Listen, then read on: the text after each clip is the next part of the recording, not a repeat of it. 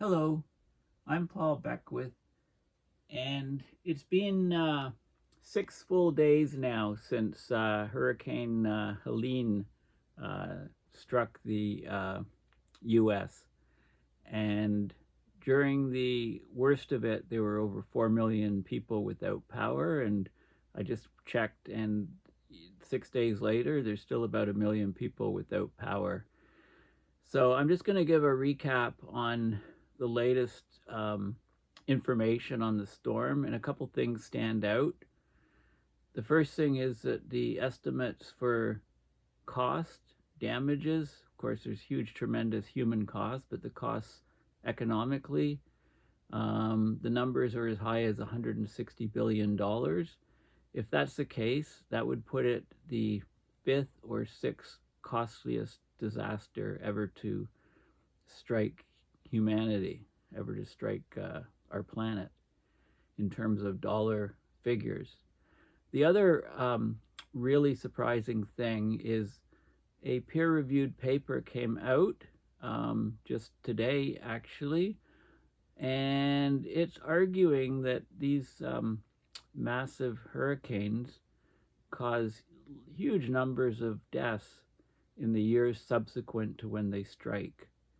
So they looked at mortality statistics in places that have sustained hits from these hurricanes, and they found that the deaths over the following decade or more are somewhere in the range from 7,000 to 11,000 fatalities above and beyond the normal mortality statistics, and they're attributing those to actually the actual storms that struck. So this is a very interesting peer-reviewed paper, and I'll go over it in some detail because it's very applicable to the Hurricane Helene, which just struck. And just to give you a heads up, I'm reading this book now called The Climate Book by Greta Thunberg, and she interviews basically, over 100 scientists and philosophers, all kinds of people from all different backgrounds about the climate issue, the climate problem, and highly recommend it. I'll do a book review. I started reading it when I first got it in February of last year, 2023. It came out early 2023, I believe, and I didn't make it through. I got about 50 pages. I got maybe 10-20% through the book. So I started again from the beginning, and this time I'll read it throughout, and I'll give a video review, or more than one, maybe a couple videos on the review of the book. So if you want to read it before you see my video review, I'm just giving you this heads up. It's an excellent book.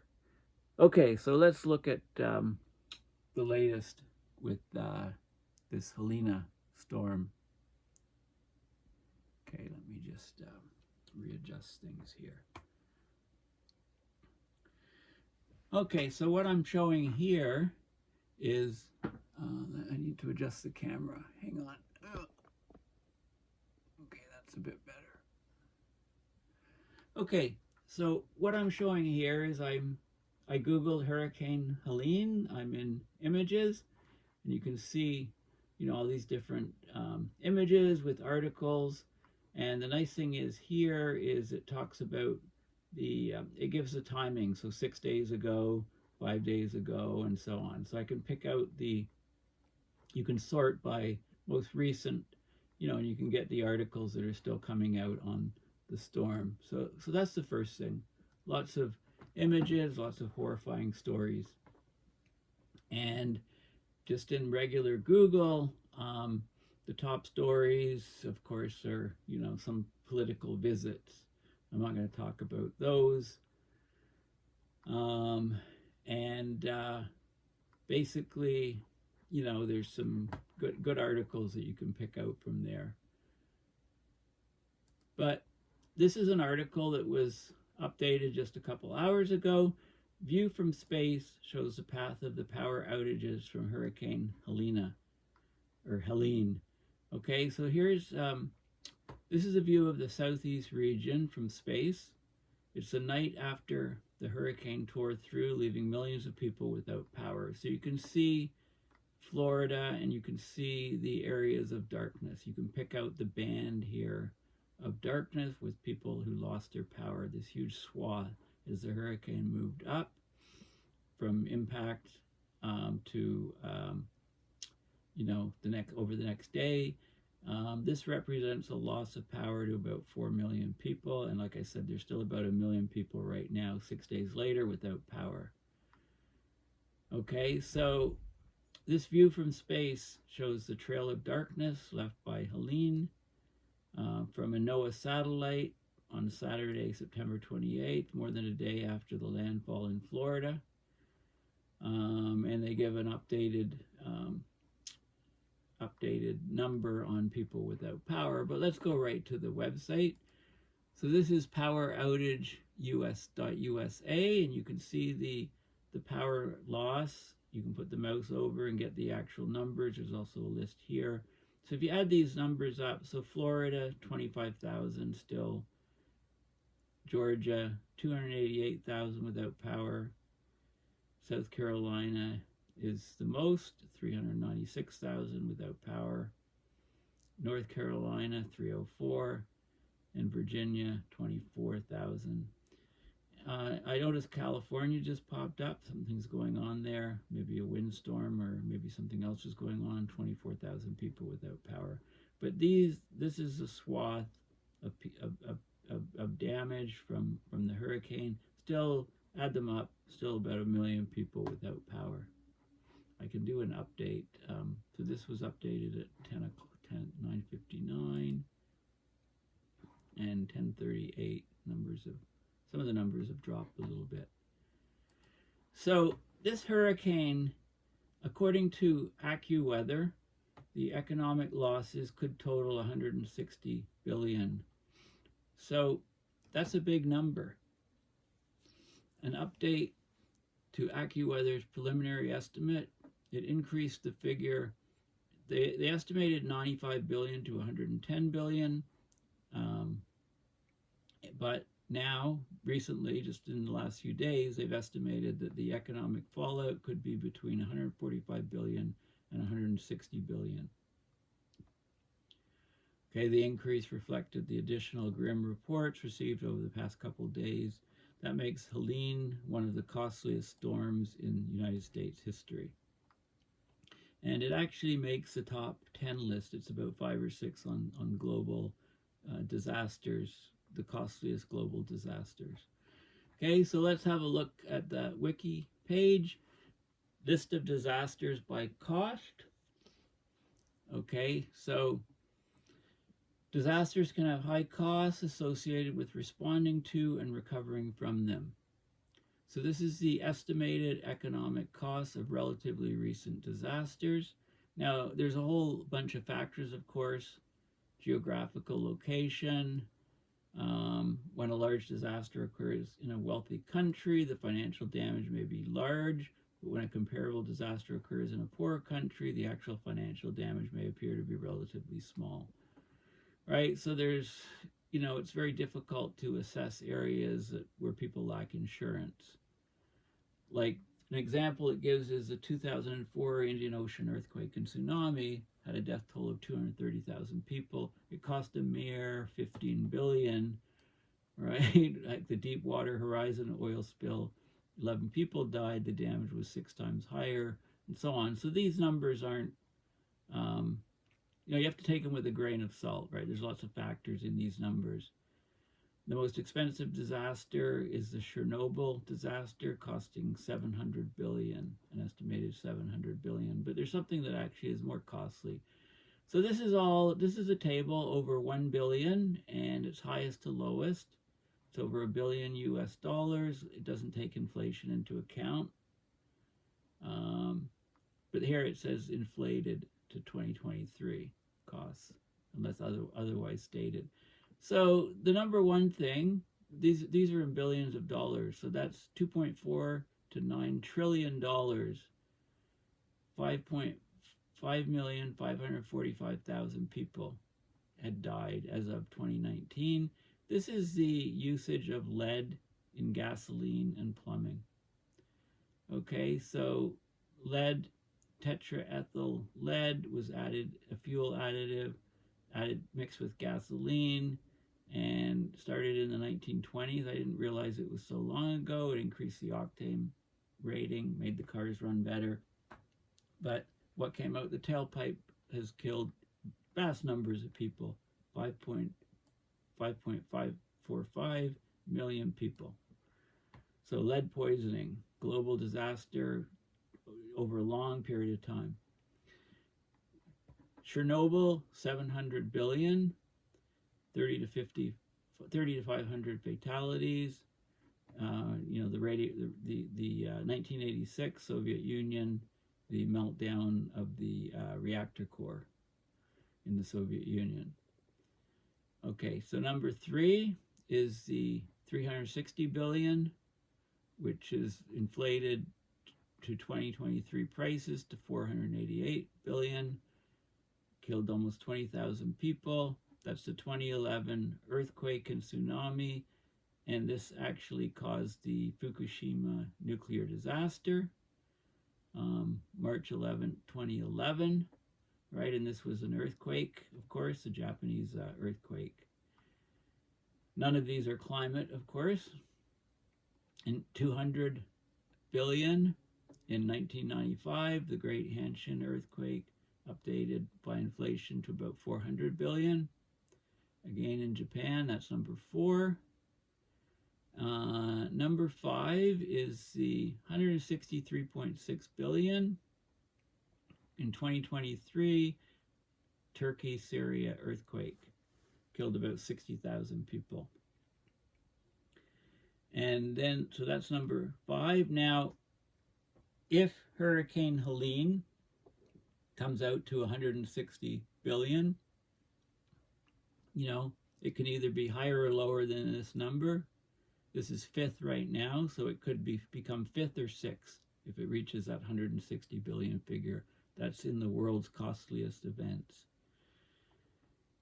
And then there was another earthquake, this one in China, 2008, cost 148 billion at the time. Inflation inflated to 209 billion in 2023 prices. And then we get a Hurricane Katrina, 125 billion, and Hurricane Harvey, 125 billion. And, Katrina was in 2005, Harvey was in 2017. This is a thing that stalled over Texas and I think, hit Houston really hard in 2017. Massive flooding, like 4 or 5 feet of rain in places, 100 deaths. Okay, and then we have a slew of hurricanes here. So we have Hurricane Ian, 113 billion in 2022.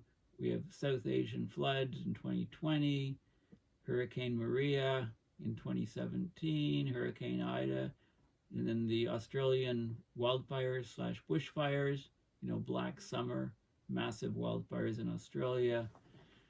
Then Hurricane Sandy, Hurricane Irma. So all of these the costliest ones are earthquakes. 6, the top 6 are earthquakes essentially, and then we have the rest of them are all hurricanes and floods and wildfires and hurricanes and European floods in 2021.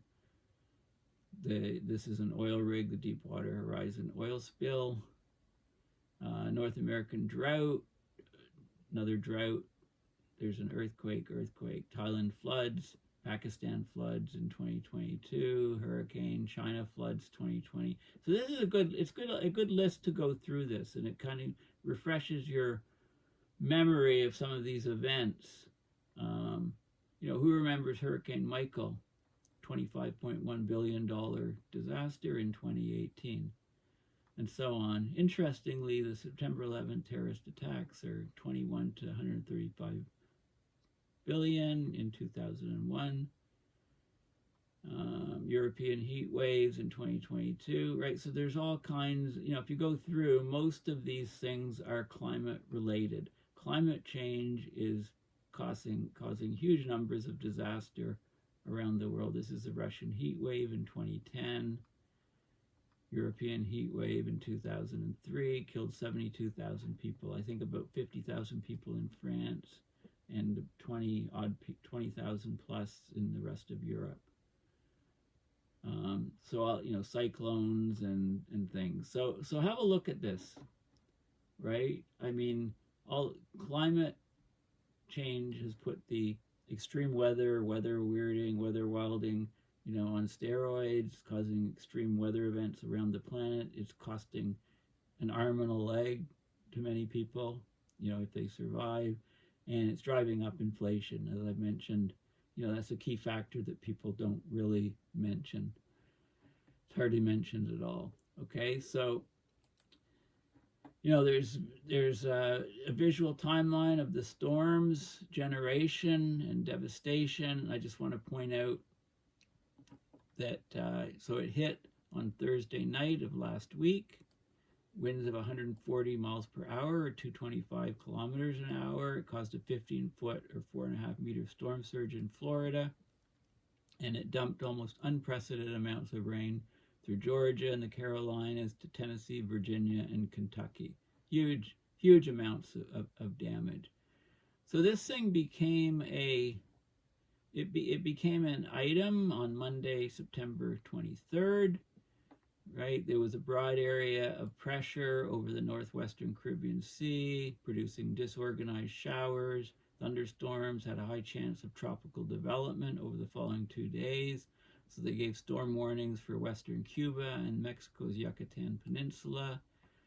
Right, so potential tropical cyclone 9, they called it.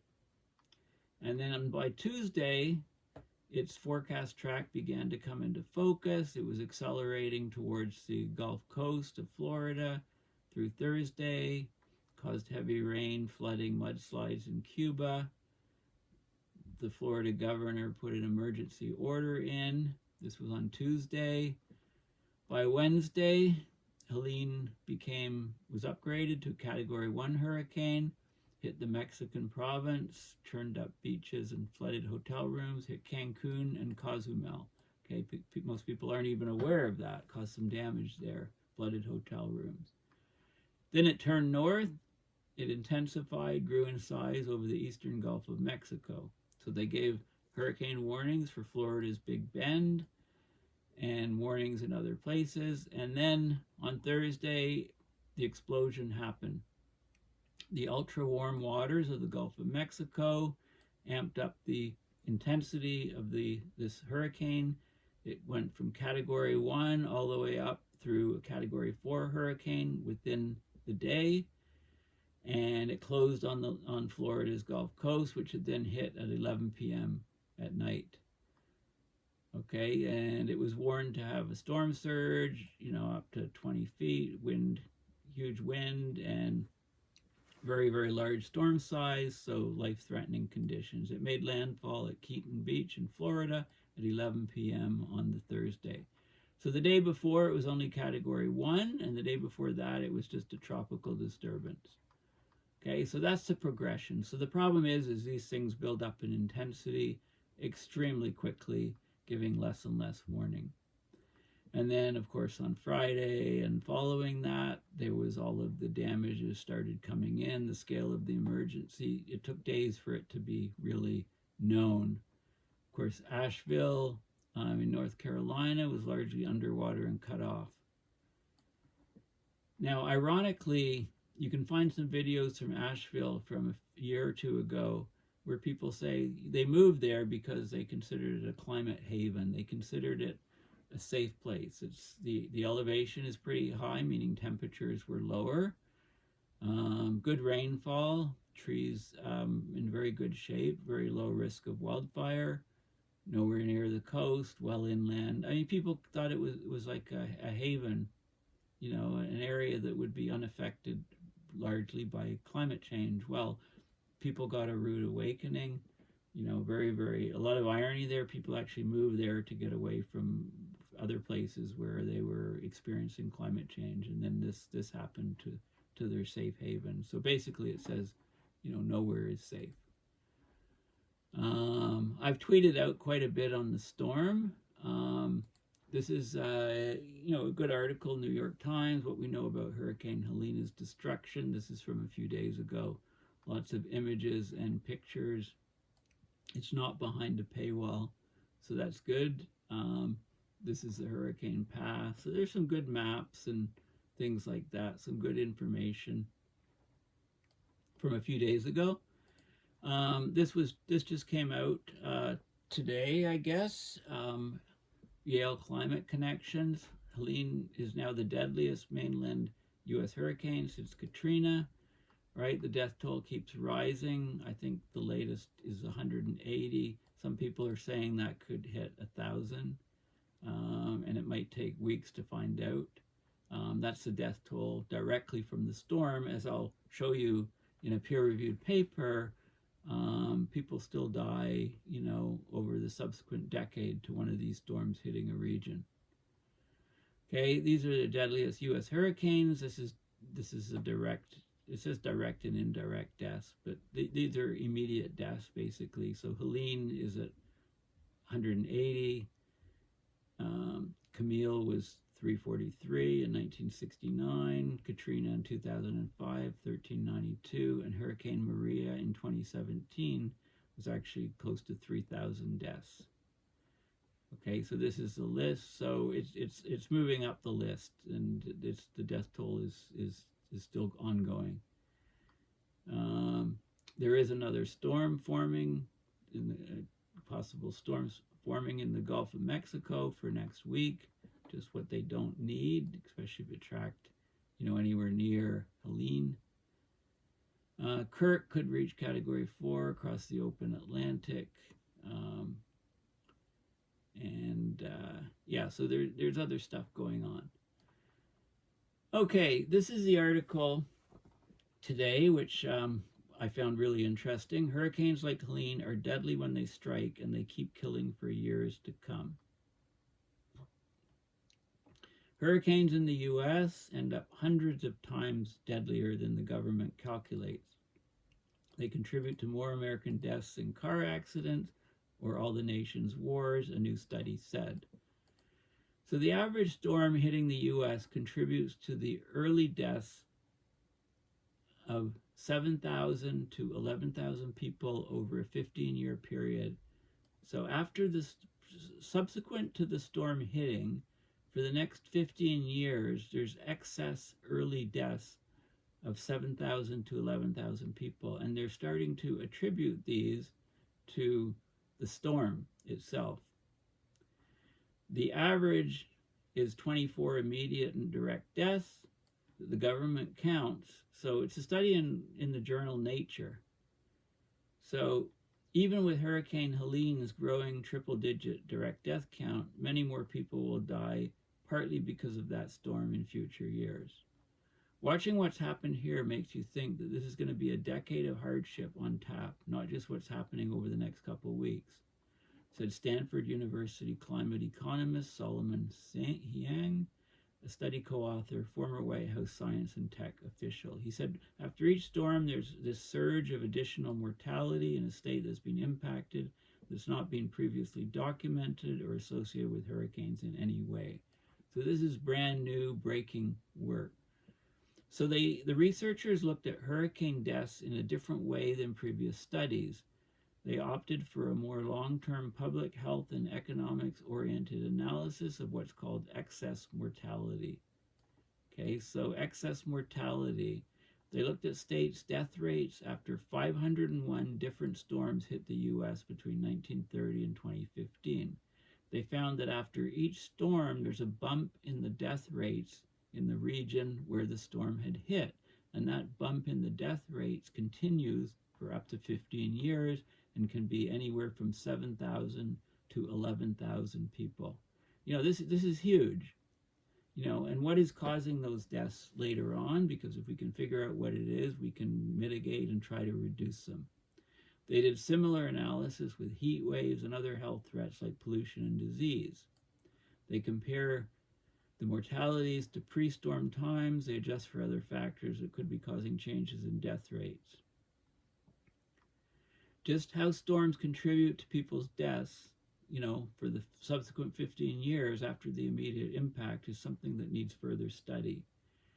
The theory is that it's the health effects of stress, changes in the environment, including toxins may be released to the environment from the storm, people not being able to afford health care and other necessities because of the storm costs, the infrastructure damage, government changes in spending in the region.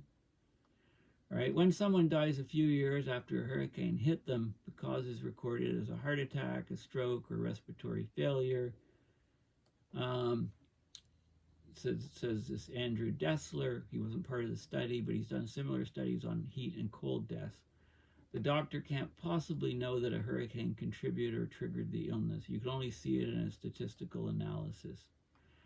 So the researchers, they thought the storm death bump would go away in a few months. They were surprised after they examined hundreds of bumps from hundreds of storms. They found that they stretch out slowly over 15 years. It's almost like a trickle of mortality. Like each month we're talking about 5 to 10 individuals who are dying earlier than they would have otherwise because they went through this storm. Okay, these people don't realize that 10 or 15 years later their health issues are associated with the storm in some way. They would not have died at those times had the storm not arrived. So essentially the storm is accelerating people's deaths for up to 15 years after. The numbers proved so high that the researchers kept looking for mistakes, complicated factors. It took them years to finally accept that this was happening in the data. So storms are a factor in between 55,000 to 88,000 excess deaths a year. So for the 85 years studied, they calculated between 3.6 and 5.2 million people died, with storms being a factor. That's more than the 2 million car accident deaths over that period. So this is a huge factor in mortality. It's a huge threat to public health. Okay, so it's a huge problem. And 3 outside scientists have said the study makes sense. Says that what they're doing is reasonable. Climate change is deadly. Okay, so let's have a look at the paper. Well, this is an article in Science News about the analysis of the 501 tropical cyclones and the excess deaths up to 11,000. So it talks about it. It's a Mount Everest number of deaths from the storm compared to the official number. So hurricanes and tropical storms are a much greater public health concern than anyone previously thought. Like, this is huge, right? This is really crazy. So again, it's possible the stress of surviving such a storm or the pollution left in the wake of destruction harms people's health. Or maybe local governments have less money to spend on health care after they rebuild the ravaged infrastructure. There could be other factors, right? So let's have a look at the paper. So this is the article. It's open source. You can just Google the title and look up the article yourself. So let's look at the abstract first. So mortality caused by tropical cyclones in the United States. Natural disasters trigger complex chains of events within human societies. The immediate deaths and damage are directly observed after disaster or widely studied, but there's delayed downstream outcomes indirectly caused by the disaster. They're difficult to trace back to the original event. So tropical cyclones, so hurricanes and tropical storms, they're widespread globally and they have lasting economic impacts, but their full health impact remains unknown. So they conducted a large-scale evaluation of the long-term effects of these tropical cyclones on human mortality in the contiguous United States, or CONUS for short, for all tropical cyclones between 1930 and 2015. They found a robust increase in excess mortality that persists for 15 years after each geophysical event. They estimate that the average tropical cyclone generates 7,000 to 11,000 excess deaths, exceeding the average of 24 immediate deaths reported in government statistics. Okay, so the government's saying, well, 24 people died from the storm, then the storm becomes ancient history. These guys are saying that for every storm, it's more like 7,000 to 11,000 excess deaths in the region where the storm hit over the subsequent 15 years. And they looked at 501 storms. They computed the undocumented mortality burden, and it was roughly 3.2 to 5.1% of all deaths in that region, can be tied back to the storm. It's crazy. And the risk was especially high in infants, less than a year of age, people 1 to 44 years of age, and the black population.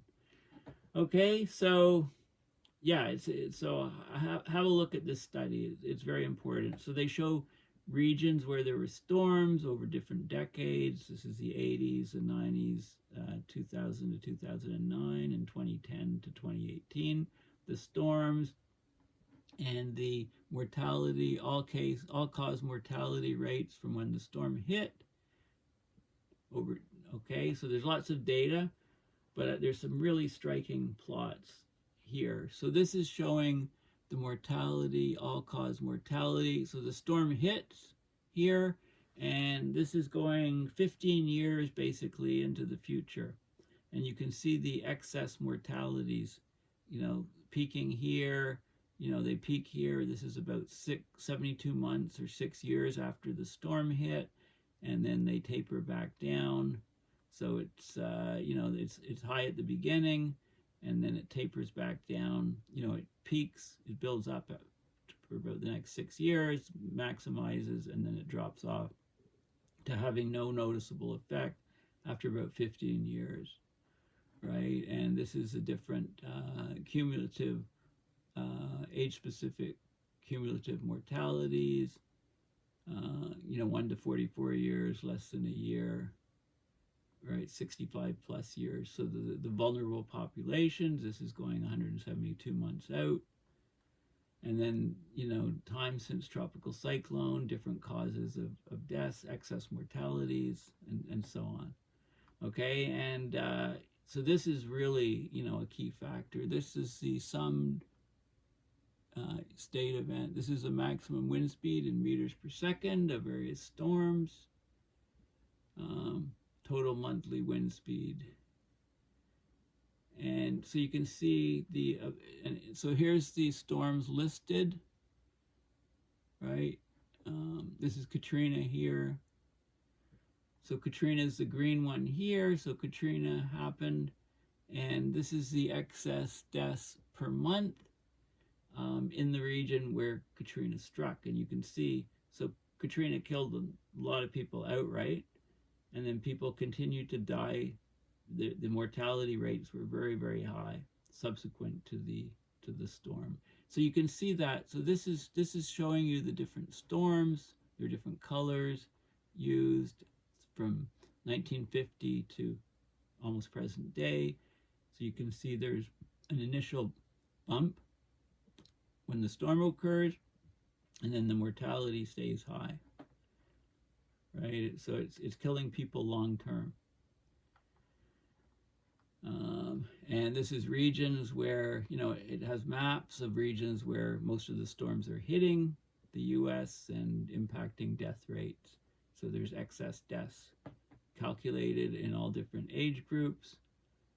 Excess deaths from tropical cyclones, the proportion of total deaths. So the red is the excess deaths per year from the tropical cyclone on the different age groups.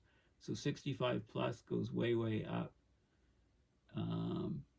And proportion of total deaths from tropical cyclones, total deaths in that population is on this scale, right? So it shows, where the mortalities are happening. So age less than a year, 1 to 44 years, pre and after the storm, to compare the death rates and to attribute them to the storm. So this is extremely significant, this article. Okay, so what it means is that, when a massive storm occurs, it causes the initial direct casualties, but that's only a small, tiny fraction of the number of people that will die in total over the next 15 years from because of the storm. If the storm never happened, these people would still be alive, basically, is what the study is showing. So, although the average, I'll just repeat this, it's so important. So the number of people reported directly for these, they looked at all these different storms, going back to, okay, so they looked at all these storms going back to 1930, right? And between 1930 and 2015. And the number of people dying on average was about 24 people per event. That was immediate death. And they found that over the subsequent 15 years, there were from 7,000 to 11,000 excess deaths that they could attribute directly as a result of that storm occurring. If it hadn't occurred, these excess deaths wouldn't have occurred. So it's a statistical study. And the deaths that did occur were about anywhere from 3.2 to 5.1% of all deaths in that region, in the subsequent 15 years. And they looked at the distribution through demographics, different age groups, more vulnerable people, right? So these storms are way, way worse than they're given credit for. And in fact, they're causing more casualties over this time period than car crashes, deaths on the roads from car crashes. But we know that deaths, the most dangerous part of a car is not the crash that kills people directly. It's what's coming out of the exhaust of the car. That air pollution kills way more people than the car wrecks actually do, is another important factoid. Okay, so anyway, I've learned a lot from this paper. I had no idea, and I think they didn't believe their results, so they looked like crazy. And it's interesting, the timing. It was just published today, published online, brand new study. It should get loads of press. I mean, it's a very significant study, and what it means is that these tropical cyclones, these hurricanes, they kill way more people over time. There's huge long-term health effects, and we need to figure out exactly why and try to mitigate these long-term mortalities. Compare 24 deaths to 7,000 to 11,000 excess deaths, and then look at the economic costs of that, etc. And it's it's just crazy. Anyway, thanks for listening. Please consider going to my website, paulbeckwith.net, and donating to PayPal to support my research and videos. And thank you, everybody that supported me in the past. And I'll be I did buy a laptop. I'm not sure if it's the right one, so I haven't opened it yet. I have to look and check some other ones. And I'll be buying an iPhone soon. So please consider donating to support my expenses, to get some equipment so I can continue running this channel, educating you on climate change, trying to connect the dots on abrupt climate system mayhem, as I call it. So thanks for listening, and bye for now.